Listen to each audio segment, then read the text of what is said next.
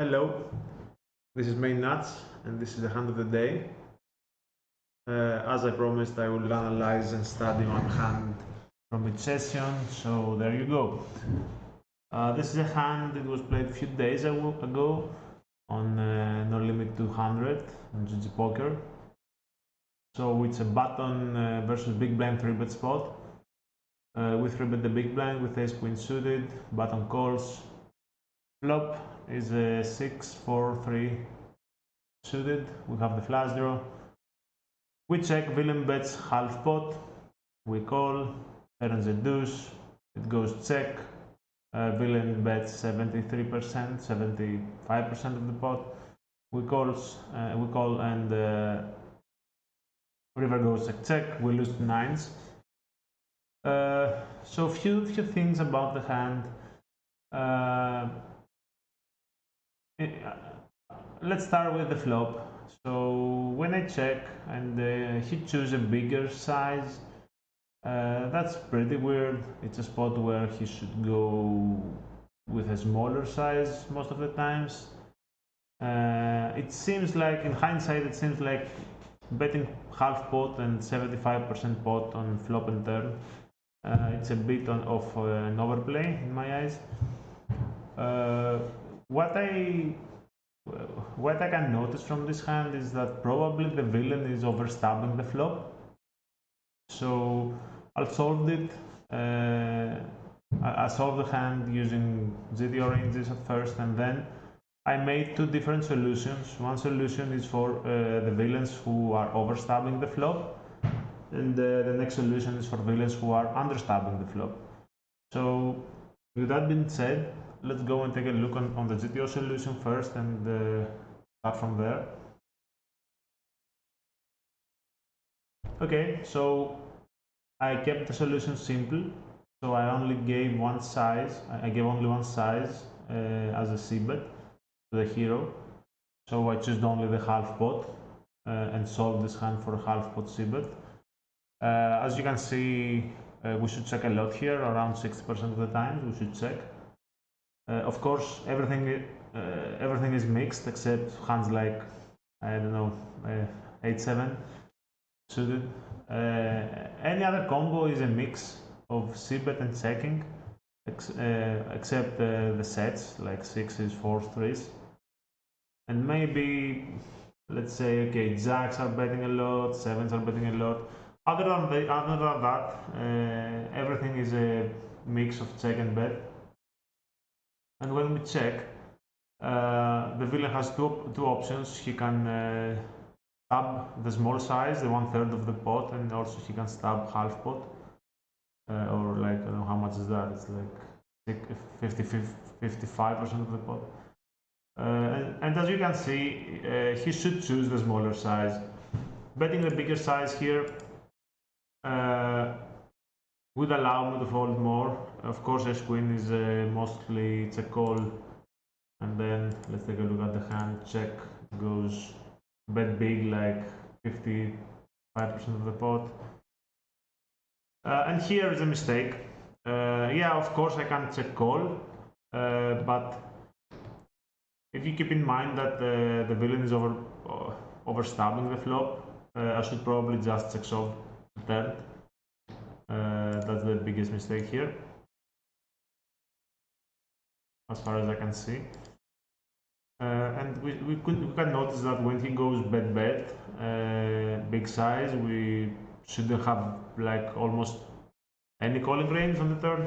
We should just go check fold and check shove. Okay, so let's go to see the exploitive solution. Now, I made two different solutions, two different exploit solutions. One is for overstabbing, and the other one is for understabbing the flop. So there are many villains who will just bet any pair, any flush draw, any combo draw, any overcards with backdoor flush draw on this type of boards. And there are some other type of villains who are, I guess, more passive, and they are afraid of the check raise, and they will just check back a lot stronger. Like they will check back a lot of pairs, I will check back the bad flush draws. So I made two different solutions for each type of opponent. Let's start with the overstabbing. No, this is the understabbing, sorry. So let's start with the overstabbing solution, which is this one. So when I check, villain is betting 66% instead of 46. It's like 20% more. As you can see, I gave him as a betting range any pair, all the sets, all the over pairs, even pairs like fives, which is open-ended, and 6-5. All these overcard and backdoor or no backdoor combos are betting a decent amount of time, as GTO does. I haven't increased this portion of the range. What I did is I added more pairs, and I added also all the flush draws without an ace, like king high, queen high, jack 10 high, and of course, yeah, I also added the ace x flush draws. Here the ace x flush draws are also mixed checking, and that's it. So how you should play against this opponent? Okay, first you shouldn't c-bet. The first adjustment is that we don't c-bet when the other player is overstabbing. That's, I think, pretty simple exploit, and we've seen that in the past as well. So we don't c-bet, and when it goes when it goes check stab, what is the exploit? Of course, you can check raise more. As you can see, some part of the calling range is moving to the check raise, and also some part of the folding raise is also moving to the check raise. What part is that? So how we can check raise more? We can check raise more mostly by adding these offsuit overcards with backdoors, and that's it. I think all the other hands are pretty much the same with higher frequencies. Okay, you will check raise more the aces. Here it's a calling. You will check raise more the ace x flush draws and the other flush draws, or the 6-5, 7-6. Here you can see the 6-5 is check raise, on the GTO is check call. 7-6 is almost always a check raise on the exploitive solution. Here is the GTO is mostly check calling.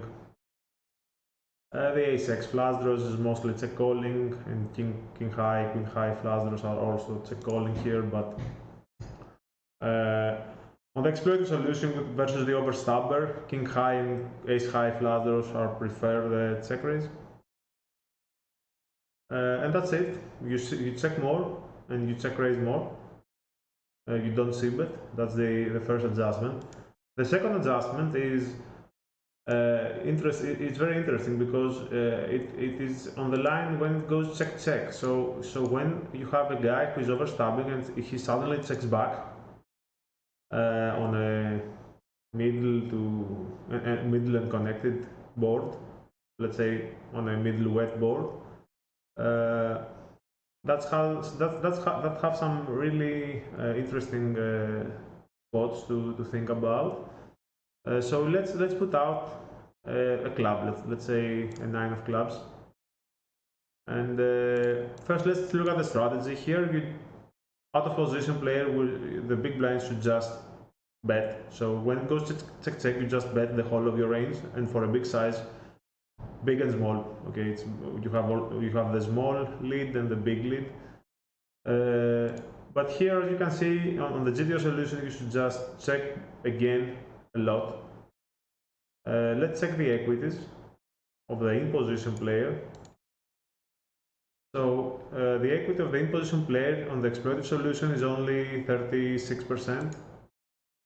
But here is like 48 on the GTO. So this is why when you have a player who is overstabbing and suddenly he checks back, if you know that he's overstabbing, that means that the check back ranges are a lot weaker than they should be. So you just attack a lot. Okay, so we just attack a lot there. Sorry about the font.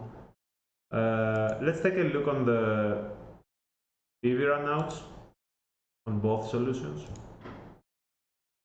So up on the right is the GTO, down on the left, up on the right is the exploitive solutions versus the overstabber, and down left is the GTO.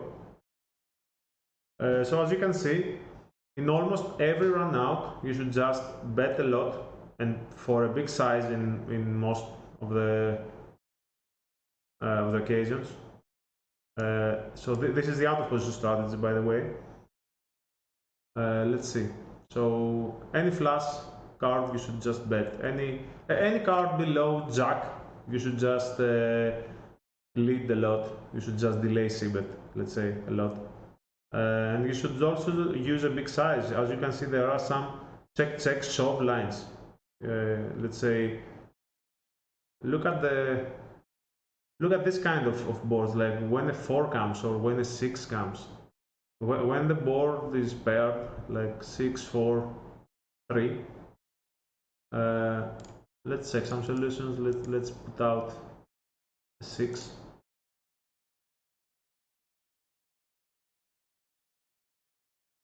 Or maybe let's put out a 3. Yeah, so you can see when the board pairs, you just overbet for value and bluff, of course. Your range is much more strong than the GTO solution now. Let's put out the 3. In the GTO solution, you overbet like 70%, and on the exploitive one is like 60. It's a lot more. You delay c-bet range in most of the runouts. That's the exploit. And the worst cards, as you can see, is the ace and the king, which is pretty weird. Usually the ace and the king is good for the out of position player here, but yeah, it's really interesting. Let's check the out of position, the in position it is on every run out. Yeah, it's pretty bad. Let's check it on the GTO. So only on the ace, we can say that the EV of the in position player is almost the same. In every other solution, because the guy in position is overstabbing and he's just betting all his decent hands, his strong hands, his medium strength hands, his good draws. Because of that, when he checks back, his range is very weak. So you just delay c-bet range. So that's the adjustment I would make. I would c-bet less against this guy, and I would delay c-bet a lot more frequent. Okay. That's it for this video. On the next video, I will analyze the understab. So I will name this video part 1 and part 2, overstabbing against the understab. That's it, guys. Thank you.